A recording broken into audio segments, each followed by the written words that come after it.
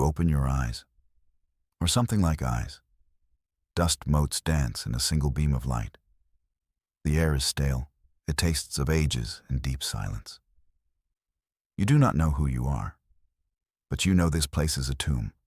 You push yourself up. Your limbs feel strange, unfamiliar, yet perfectly obedient. You stand on a floor of polished obsidian. It reflects a ceiling impossibly high above. Towers of crystalline data stack surround you. They hum with a power that is nearly gone. These are the archives of dust. The name floats into your mind. It is not your own thought. It is an echo, a memory from someone long dead. You feel their sorrow, a profound and chilling loneliness. You walk through the silent library. Your footsteps make no sound. You raise a hand. It is long and slender, made of woven light. Definitely not the hand of a baker. Unless that baker worked with stars. Whose memories are these? They flood your consciousness. You see star charts drawn in fire. You hear languages that sound like cracking ice. You feel the warmth of a sun that died 1,000,000 years ago. These are not just memories. They are a legacy. You are a key, a switch, an activation sequence given form. This truth settles upon you. It is as certain as the silence in this place. The purpose is unclear. The mission is a mystery. But the weight of it is immense. You touch one of the crystal towers. Information surges through you. Not data, not facts, but feelings. The last moments of a civilization. Their hopes turning to ash.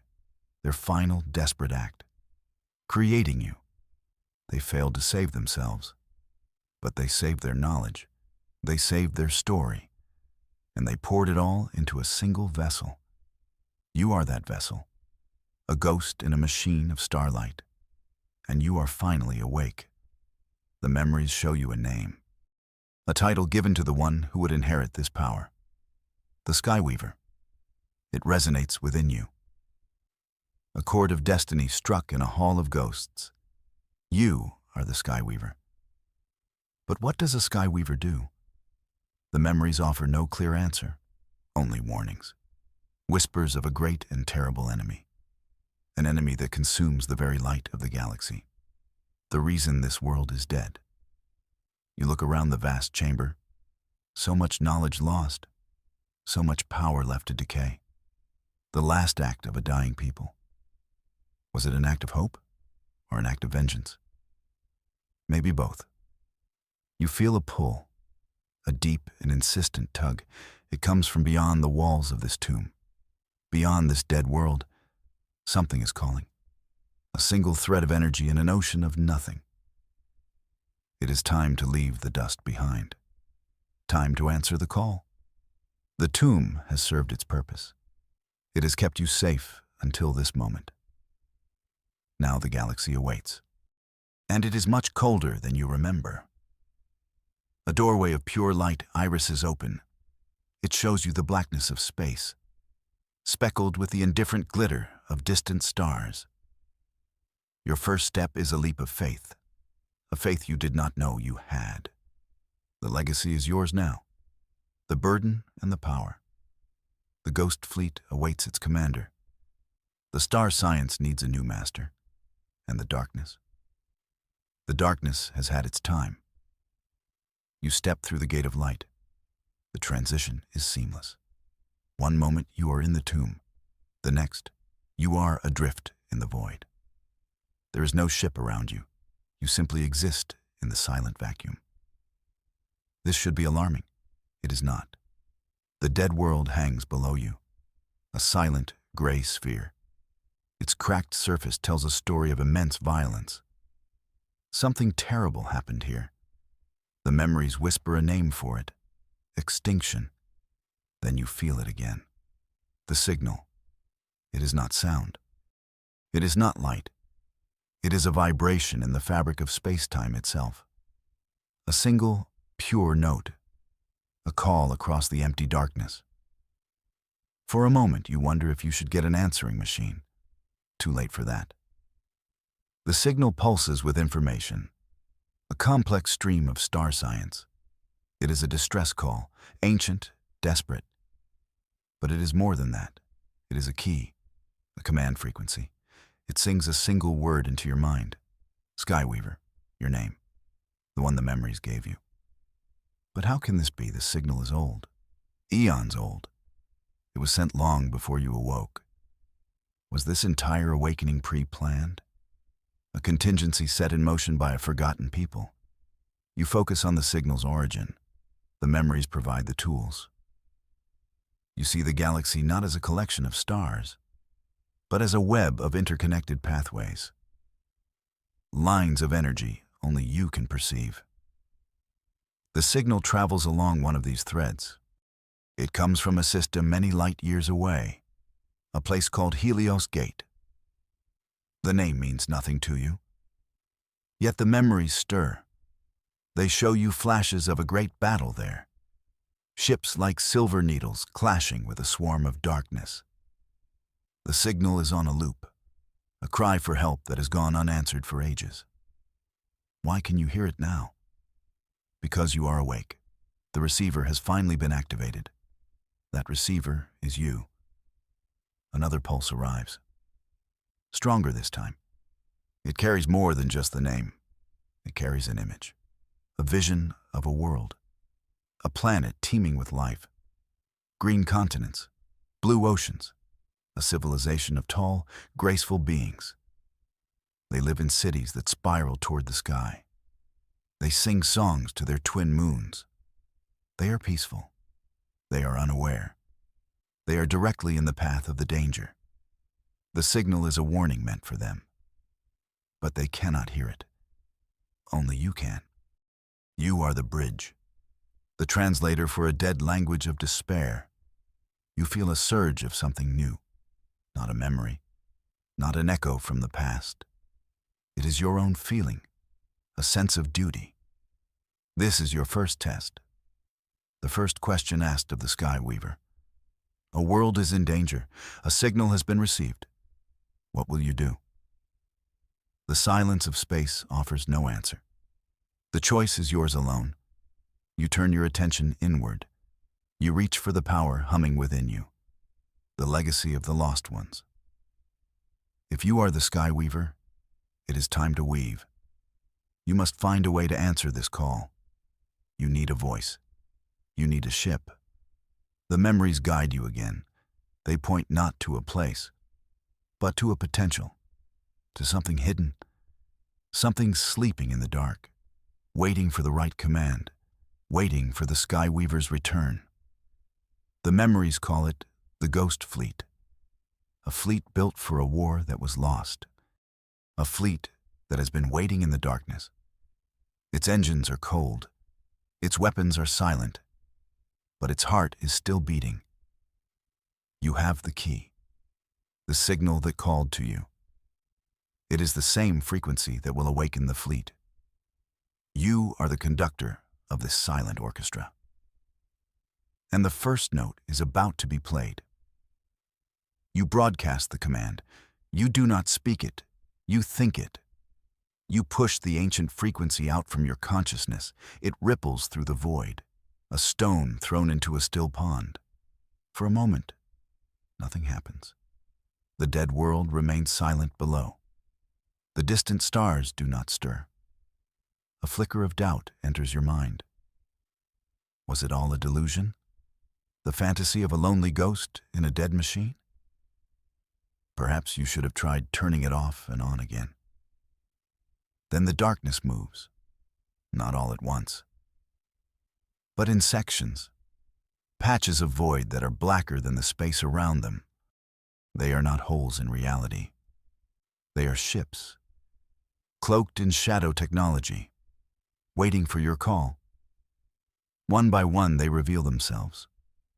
The light of a distant nebula glints off their hulls. They are magnificent, sleek and dangerous, shaped like arrowheads forged from a fallen star.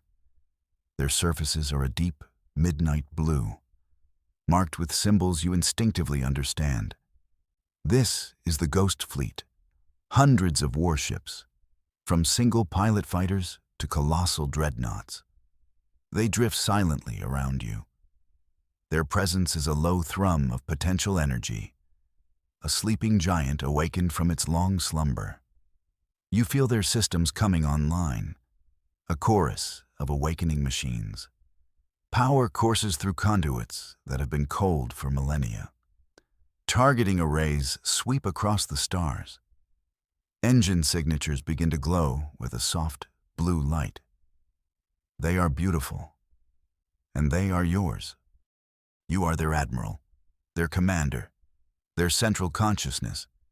You do not need a command bridge. The entire fleet is your body. Every ship is a limb. Every weapon system is an extension of your will. The connection is instant. Perfect. You select a single vessel. A mid-sized cruiser named the Stardust Lancer. The name appears in your thoughts as the ship approaches. It docks with your position in space.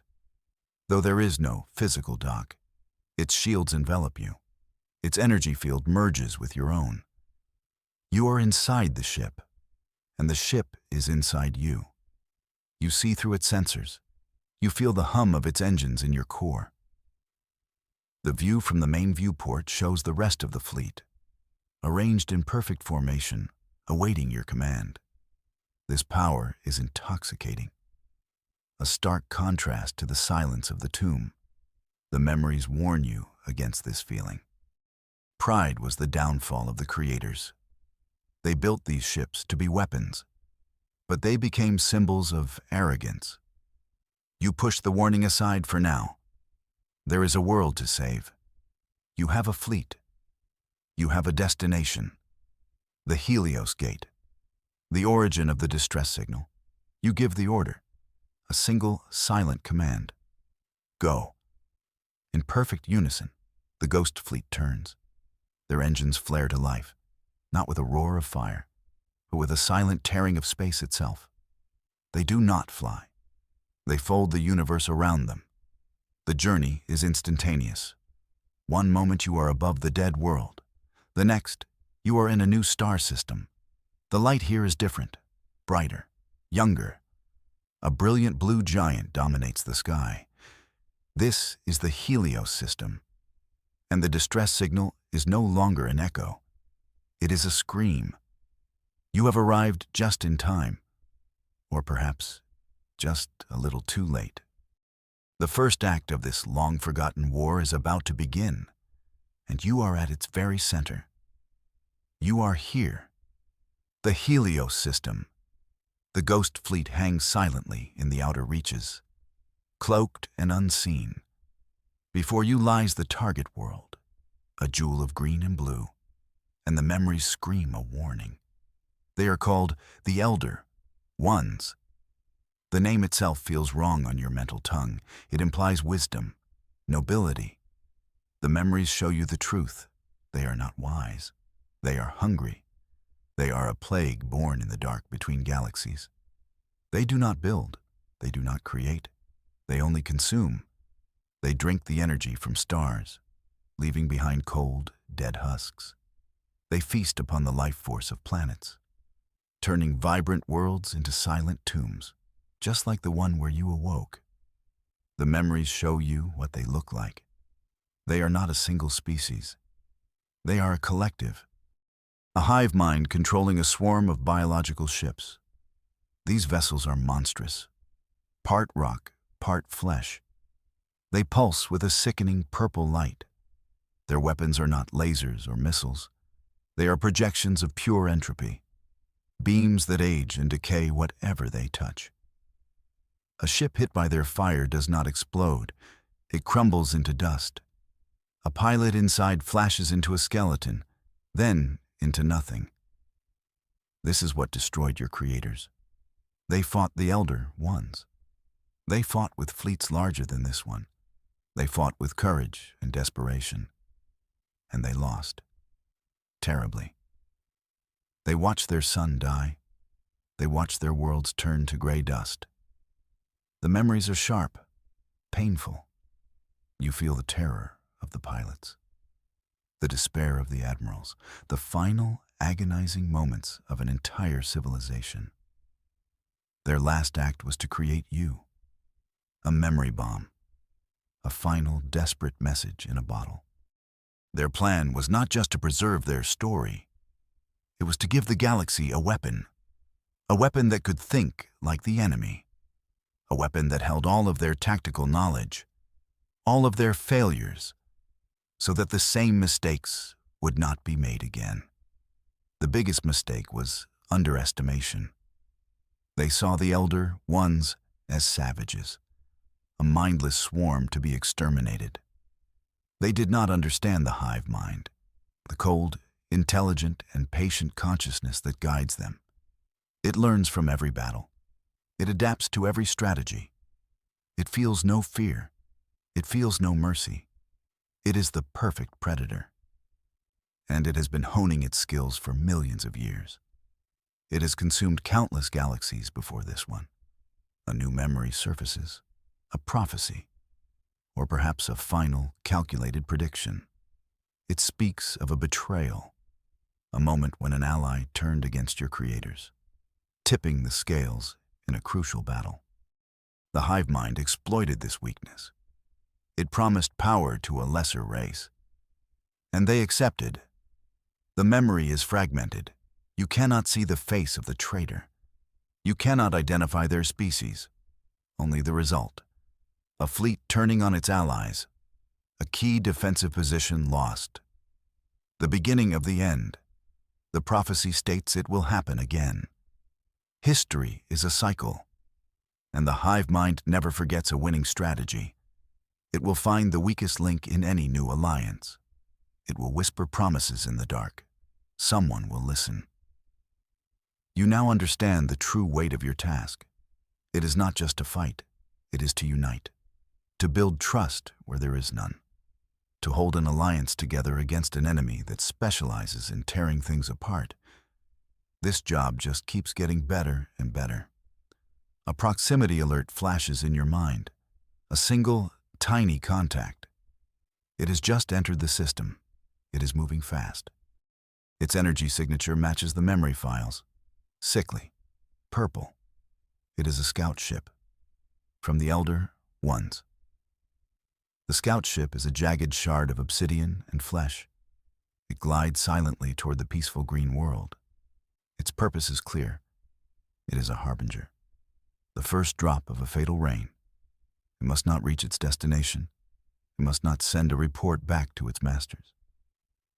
You have the element of surprise. The Elder Ones do not know you exist. They believe this galaxy is an undefended feast. You must maintain that advantage. A massive fleet appearing from nowhere would be loud.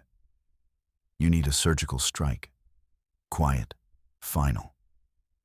You detach from the Stardust Lancer. Your own form of woven light is faster, more precise. You select a squadron of fighters, 12 of them, the Echo Squadron. They detach from their motherships. Their cloaking fields ripple as they fall into formation around you. You are the tip of the spear. The fighters are your extensions. You fly as one, a silent, invisible predator in the dark. The enemy scout grows larger. You can see the pulsating veins of energy along its hull. It looks like a living cancer. The memories provide the tactical data. The scout has weak points. Its sensory organs are clustered at the front. Its engine is a vulnerable sac at the rear. A direct assault would be foolish. The ship's hull can regenerate. But its ability to see and run are fragile. The peaceful world below continues its day. You can feel their life energy. Millions of souls singing their quiet song. They have no idea death is hanging above their heads. You are the only thing standing between them and the void. No pressure. You give the command to the fighters. Split formation. 6 will target the sensory cluster. 6 will target the engine. You will handle the weapon systems yourself. The plan is simple. Blinding the enemy, crippling its mobility, then dismantling it piece by piece. You accelerate, a streak of pure starlight. The fighters match your speed. The scout ship remains oblivious. You are within firing range. The moment of truth has arrived. The first shot of a war 1,000,000 years in the making. Fire. The command is a whisper in the mind of the pilots. Beams of focused energy lance out from the fighters. They are not explosive. They are precise cutting tools. They slice through the scout's forward array. The cluster of alien eyes goes dark.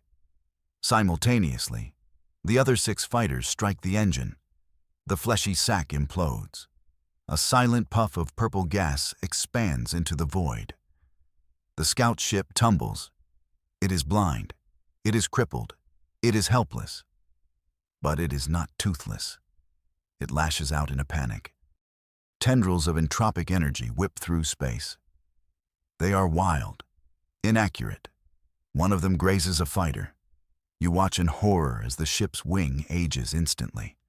It flakes away into gray powder. The fighter spins out of control. You feel the pilot's panic, a spike of fear in the fleet's consciousness. You override his controls. You stabilize his ship. But the damage is done. The first blood has been drawn, and it is yours. Anger flashes through you, a cold, sharp anger. This is not a game. This is not a simulation. You dive toward the wounded scout ship. You phase through its organic hull. Your light form is immune to its entropic weapons. You are inside the beast. It is a maze of pulsating corridors and weeping membranes. You fly directly to its power core, a throbbing heart of captured energy. You reach out with your hand of light, and you simply let go. A torrent of pure creative energy pours from you. The opposite of the enemy's power, it is the energy of life, of creation, of a sun being born. The purple core cannot contain it. It cracks, it shatters. From the outside, the scout ship glows, a brilliant white light from within. Then it vanishes, not in an explosion, but in a quiet erasure, overloaded by the power of life, leaving nothing behind, not even dust. The engagement lasted less than a minute. The threat is gone. The secret of your existence is safe. But you have learned a valuable lesson. There is no such thing as an easy victory, and the elder ones will not be defeated without a cost. A terrible, terrible cost. The silent victory leaves a bitter taste. You saved a world that will never know it was in danger. But you cannot do this alone. A single fleet cannot guard an entire galaxy. The warning of the memories is clear. Unity is the only path to survival. You must reach out. You must forge the unlikely alliance spoken of in the prophecy. Using the fleet's long-range comms, you craft a message. You send it to the major star-faring peoples in this galactic quadrant. The stern Cathar warriors, the enigmatic silicon-based Gnarl, and the mercantile Signian Compact. Your message is simple, honest. You tell them of the ancient threat that has returned. You show them the data from the scout ship. You offer your fleet's strength. You ask for nothing in return, except a united front against the darkness. The responses are not what you hoped for. They come back quickly, and they are universally skeptical. Who are you? Where did this ghost fleet come from? Your sudden appearance is highly suspicious, more of a threat than a comfort. The Cathar are the most direct. Their message is blunt. A warrior race does not trust a fleet that hides in the shadows. They accuse you of deception, of trying to trick them into a war for your own purposes. They see your warning as a prelude to an invasion. The Gnarl response is a cascade of mathematical proofs. They calculate the probability of your story being true. The number they come up with is very, very small. They believe you are a statistical anomaly, an error in the galactic equation. And they do not deal with errors. They are dismissed. The Cygnian Compact is the most polite, and perhaps the most insulting. They are merchants. They see everything as a transaction. They ask what your price is. They assume your gift of an alliance has hidden costs. They offer you trade deals for your advanced ships, but they will not commit to a war based on a ghost story. Frustration builds within you. It is a very human feeling, one of the strongest echoes in your memory banks. How can they be so blind? The evidence is clear. The threat is real. But they are locked in their old ways. Their ancient rivalries and suspicions, they do not trust each other. So how can they trust a complete unknown? You are a phantom, a voice from a dead empire. To them, you sound like a madman, a powerful, heavily armed madman, which, to be fair, is not entirely inaccurate. You understand their position, but you do not have time for their politics. The elder ones are not waiting for a committee to approve a defense plan. They are coming.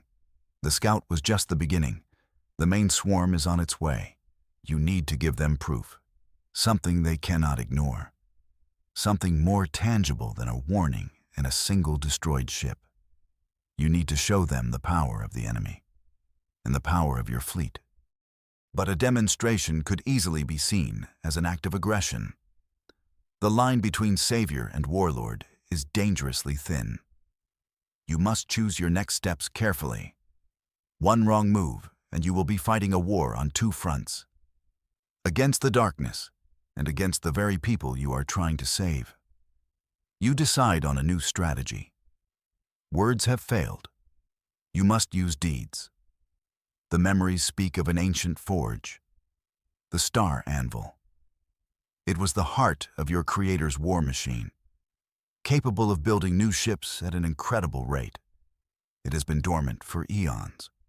Relighting it would be a monumental task, but it would send a clear message. We are not just a relic fleet. We are a resurgent power. We are here to rebuild, to rearm, to prepare for the war that is coming. Whether they help you or not, it is a gamble. But it is the only move you have left to play. The star anvil is not a place you can reach with a simple jump. It is hidden, tucked away in a fold of space-time. A pocket dimension shielded by a treacherous nebula. The Azure Maw, a graveyard for ships foolish enough to enter. The memories provide the key. A sequence of spatial folds, a precise navigation pattern that only you can execute. You take the Stardust Lancer and a small escort of cruisers. The rest of the Ghost Fleet remains on high alert at Helios Gate. You guide the small flotilla to the edge of the nebula. It is a swirling chaos of incandescent gas and stellar dust. Violent energy discharges light up the clouds. It looks like a storm at the end of the universe. No wonder no one has found this place. You would need a very good reason to fly in there, or a very bad travel agent. You begin the sequence. The ship's engines do not push you forward. They pull reality around you. The first fold is sharp, a 90-degree turn into a dimension that should not exist. The second fold is a spiral, tunneling through layers of raw energy. The G-forces are immense, but you feel nothing. The ship's inertial dampeners hold, barely. The view outside is a nightmare of color and light. The laws of physics are suggestions here, not rules. The escort ships follow your path perfectly, linked to your every move. After the seventh and final fold, the chaos subsides. You emerge into a pocket of absolute calm, a small, self-contained universe. And in its center is the star anvil. It takes your breath away. It is a Dyson sphere, a megastructure built around a captured white dwarf star. Its surface is a latticework of docks, foundries, assembly lines, all on a scale that defies imagination. It is a city dedicated to the art of creation. But it is dead, cold, silent. The white dwarf at its heart is dim, barely glowing. The anvil needs a spark, a massive infusion of energy to relight its stellar heart. The memories tell you how, but the cost is high.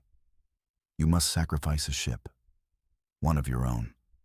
Its core must be detonated at a precise point within the white dwarf's corona.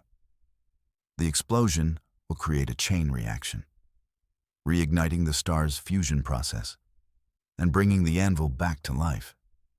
There is no other way. The creators designed it this way. A security measure, to ensure only someone with a fleet and a willingness to sacrifice could use it. A heavy choice rests on you. Which ship do you condemn? You feel the consciousness of every pilot, every ship's spirit. They are all willing. They understand the mission. Their loyalty is absolute. You select a frigate, the Sunstone, a vessel that was damaged in the earlier scout engagement. Its pilot is already safe on another ship. You guide the Sunstone on its final journey. It flies toward the dim star. Its silhouette is a dark line against the faint glow. It enters the corona. The heat is unimaginable. The ship begins to melt. You give the final command. Detonate. A flash of pure white light fills the pocket dimension. For a moment, it is brighter than 1,000 suns.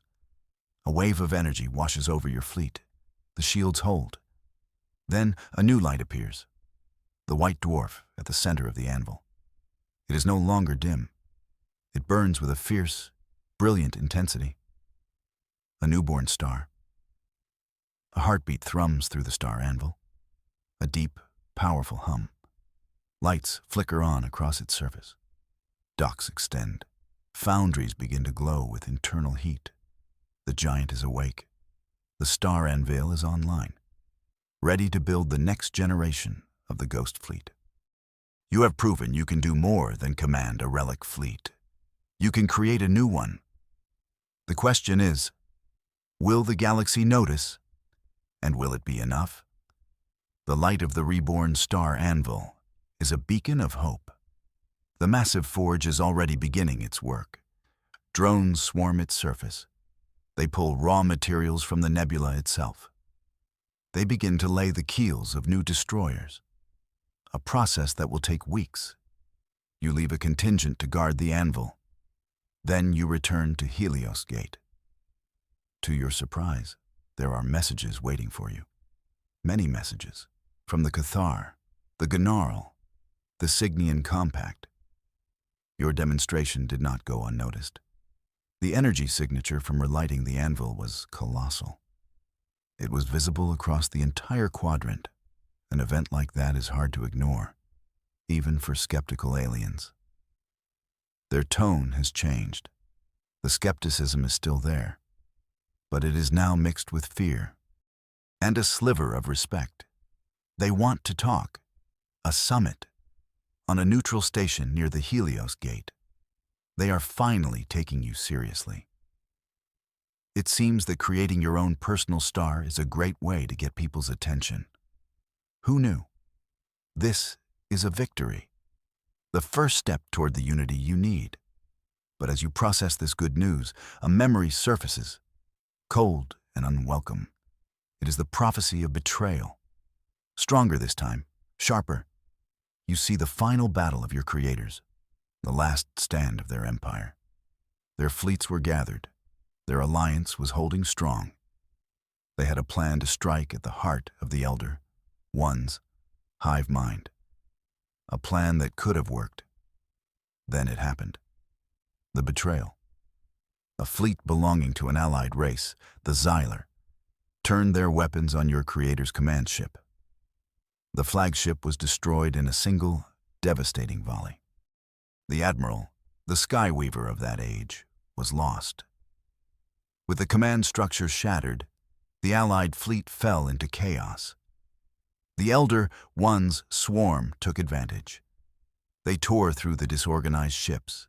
The battle became a massacre. The Empire fell, all because of one act of treachery. The memory shows you the face of the Xylar ambassador, promising loyalty, pledging ships to the cause, while secretly negotiating with the Elder Ones. They were promised survival, a small corner of the galaxy to call their own, after the Elder Ones had consumed everything else. The Xylar are gone now, wiped out like all the others. The promises of the Elder Ones were lies. They were a tool, used and discarded. But the strategy was effective, and the hive mind will use it again. The memory fades, leaving you with a chilling sense of dread. You are about to meet your new allies, the Cathar, the Gnarl, the Signians. You will look at their ambassadors. You will listen to their promises of support. And you will know that one of them is lying. One of them is a potential traitor, a weak link waiting to be exploited by the enemy. The prophecy is not just a story. It is a blueprint for your own destruction. Who is it? The proud Cathar warriors, who might resent your power. The cold, calculating Gnarl, who might see betrayal as the logical choice. Or the greedy Signian merchants, who would sell out the galaxy for the right price. You have no way of knowing. You must enter this alliance. You must trust them. But you must also watch them, every moment, every decision. You are walking into a room full of partners, and one of them is holding a knife behind their back. The hard part is, you need them all. The summit awaits. The diplomatic summit is as tense as you expected. The Cathar commander, Grook, is all sharp angles and guttural threats. The Gnarl representative is a floating crystal that communicates in pure logic. The Signian ambassador Xylo smiles too much. His robes probably cost more than a small moon. They agree to form a provisional alliance, a defense pact. They will commit ships to guard the Helios Gate. But they argue. They bicker over command structures, over rules of engagement. They are trying to run a war with a committee. It is maddening. You let them argue. Your ghost fleet is the only thing that matters right now. It stands guard in the outer system, silent, waiting. The star anvil is working, producing new ships that will join you soon. Time is your greatest ally and your greatest enemy. In the middle of an argument about fuel subsidies, it happens. A silent alarm screams through your consciousness. Dozens of contacts. Hundreds. Thousands. They appear at the system's edge, dropping out of their foul version of hyperspace. There is no elegant tearing of space-time, just a sickly, purple rupture, a wound in the fabric of reality.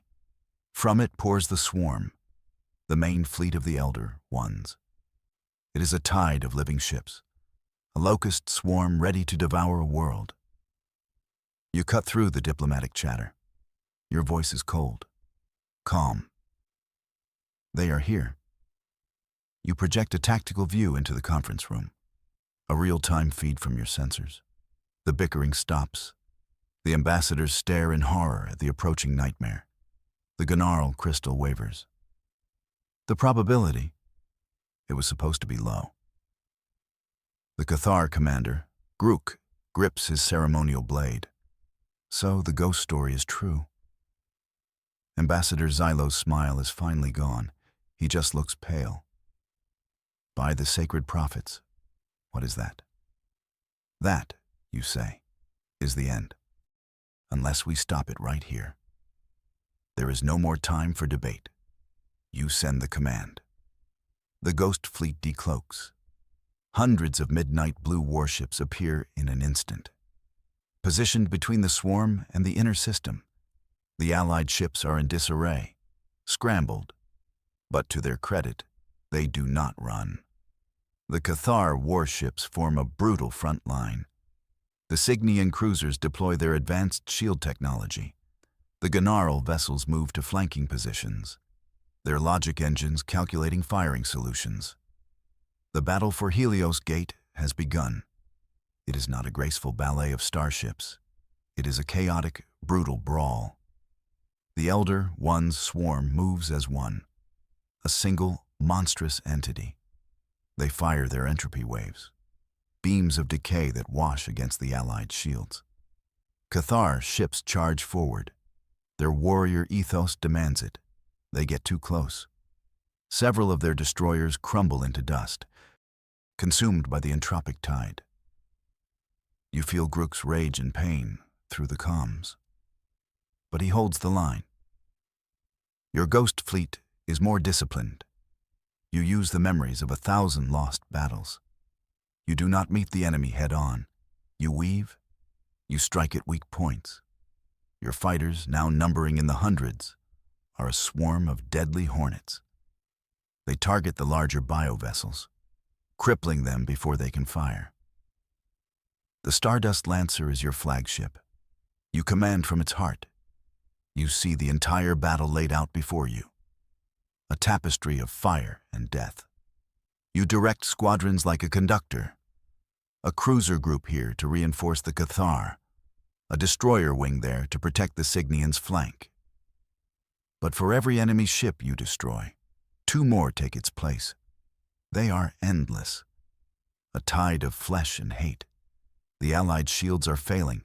The Cathar are taking heavy losses. The Gunnaral are being outmaneuvered. The Cygnians' profit and loss-based tactics are not working against a foe that wants only annihilation. The line is about to break. Helios Gate will fall. The green world behind you will be devoured, and the rest of the galaxy will be next. The memories tell you there is only one option left. A forbidden weapon, a desperate gambit that your creators used only once, and swore never to use again. It is called the Soul of the Anvil, a device that channels the creative power of a Starforge and turns it into a weapon. It does not destroy ships. It rewrites reality. But the cost is immense, unpredictable. Using it broke something in the universe last time. Using it again could break everything. The choice is yours, a conventional defeat, or a victory that might unravel the stars themselves. The screams of dying pilots fill your mind. The terror of the world below is a palpable wave of psychic energy. You have the key. You have the weapon. All you have to do is turn it.